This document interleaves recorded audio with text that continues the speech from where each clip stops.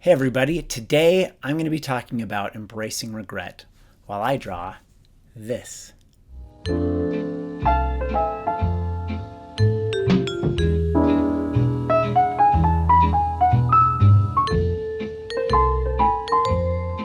Little known fact about me, I totally love MMA. I've been following it, for like decades now, on and off.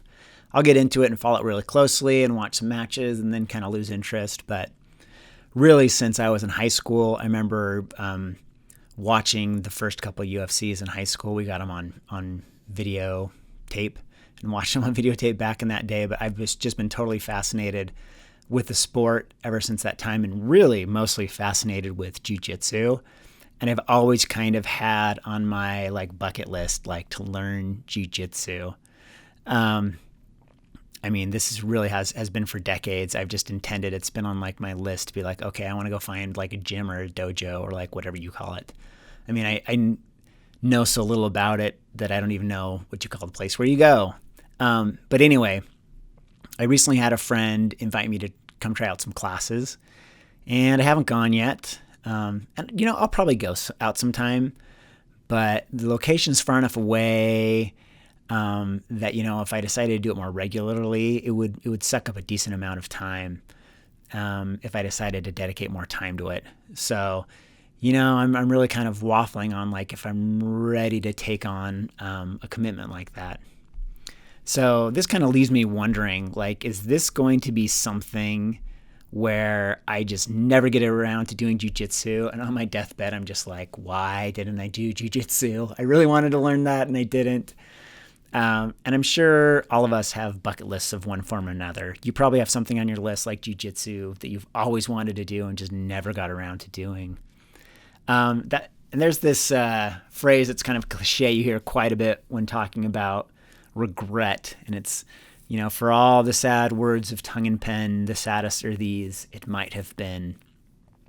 And I thought that was like Shakespeare or something, and I actually looked it up, and it's from a poem called Maud Muller by this guy named John Greenleaf Whittier, and I'd never heard of it before, even though I've heard, heard that phrase a ton. And it's just one of these stories about there's a poor peasant girl working in the field, and this judge rides by on his horse and asks for a drink of water, and she gives him a drink of water, and they kind of, are attracted to one another, and the judge rides off and just wonders oh, what if I had asked her to marry me? And she kind of wonders the same thing. She's oh, what if, I had ended up with this rich judge? And they both kind of go their separate ways and bemoan the choice they could have been to be together that day. It's a story about regret. And I think it's a very modern story when I think about it. I mean, we live in a time where regret has never played such a large role in how we think of our lives. And that's just because we live in this world of unprecedented choice. I'd be willing to bet if you went back 500 years in almost any place in the world, you wouldn't have many people talking about regret.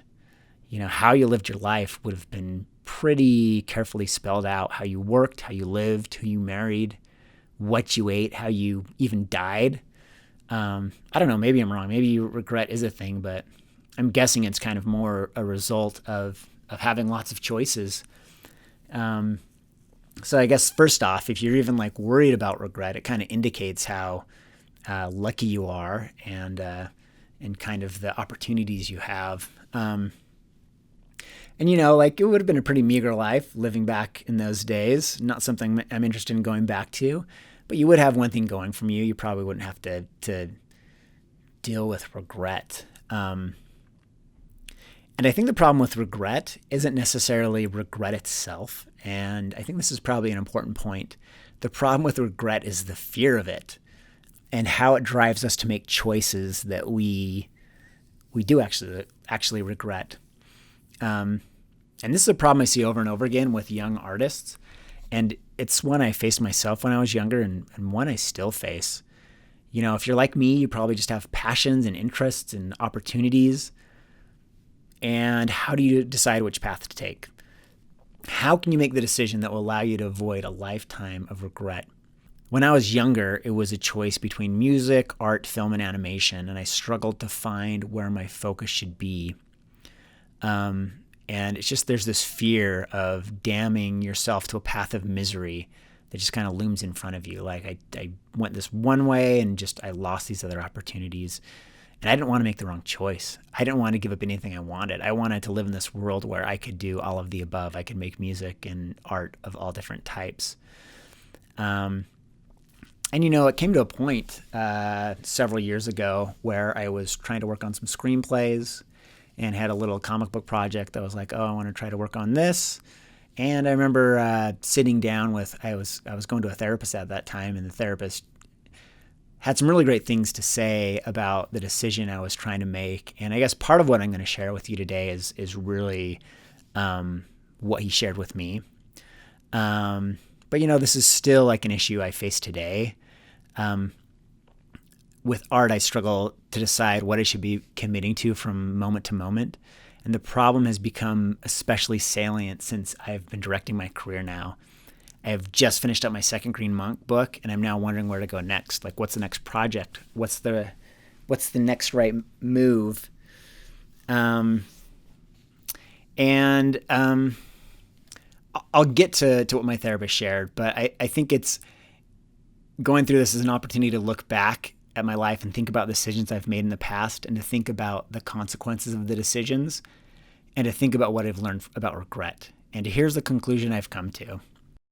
You can't avoid regret. You have to embrace it. In order to truly and fully make a decision and embrace an opportunity, you have to let another one go. And I had a friend point out to me the other day that the root of the word decide is basically the same as homicide and suicide and regicide. It's that root side. It means to kill. And I really love this way of looking at deciding. To decide isn't so much to choose a path, but it is to kill all the other paths and stick with one. And the truth is that when you let something go, like, it's sad. And maybe all of us just need to get used to the experience and embrace the experience of mourning for something that you lose, like even if it is an opportunity or another path. But hopefully it's worth it for that one thing we choose. And that being said, sometimes we do make mistakes, or we commit to something for the wrong reasons.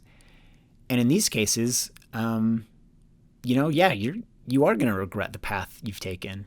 But this is also something we shouldn't be afraid of. Learning to live life well only comes from making mistakes. The mistakes we make and the regrets we have can also propel us to be better people. Experience I had many years ago, I reached out to a friend and asked him for professional help. We ended up having a conversation that I wasn't expecting. He bluntly told me that I was kind of acting in such a way professionally that it made him lose trust in me. I had been opportunistic and selfish, and I had eroded the trust in him, and I had eroded the trust with a lot of other people. First of all, it was really great that he had the balls and cared enough about our relationship to actually be that blunt with me. But second, it clearly made me regret many, many decisions that I had made up to that point. And guess what? That feeling of regret motivated me to change my ways. I've resolved since then to just be a better friend, to be more generous and collaborative with people I work with. And it's also kind of taught me to not stress so much about my future, which is really what led me to making so many selfish decisions in the first place. So regret can be a healthy thing in that way. It can teach you, it can help you make better decisions in the future. But to do that, A, you need to make clear, focused decisions, and B, you have to be willing to make mistakes and be willing to learn. I actually have another video I'll link to that talks about kind of this mindset of having like a learning focused mindset. And so, for all the things I've said about trying to embrace regret, there is a type of regret that you do want to avoid. And that's kind of the regret of inaction, of just like not making a choice and just being so spread out and misdirected that you never really accomplish anything. So anyway, I should get back to talking about this discussion I had with my therapist many years ago. And, I was trying to do all these different creative projects, and he just kind of encouraged me. He said, what project do you care most about? And it turned out to be this little comic that became Green Monk. And he encouraged me to just focus my time on that. I ended up doing that. I ended up letting all these other projects go that I was working on. And after I spent, about 8 months finishing this little book, I realized, I really want to focus my energies on making comics. I decided to let go making film, and I really have totally let go film. That was kind of the crucial decision that took me on the direction of following comics.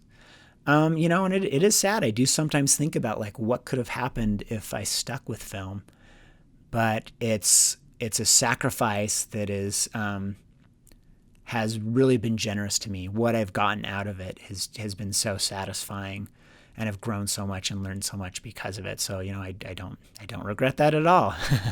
Or maybe I'm okay with the regret. It's been worth what it's given me. So I guess my final appeal is to choose. Just choose something. Choose something and commit yourself and focus on it, at least long enough that you can get a good sense of whether or not it's something you want to do more of. I mean, really, I don't think you need to spend more than 6 months to a year of really focusing on one thing. Give one thing its due, learn from it, and be ready to be wrong. So maybe after the 6 months, what you're going to find out is this is not something I want to do. I'm not good at this. This isn't going well.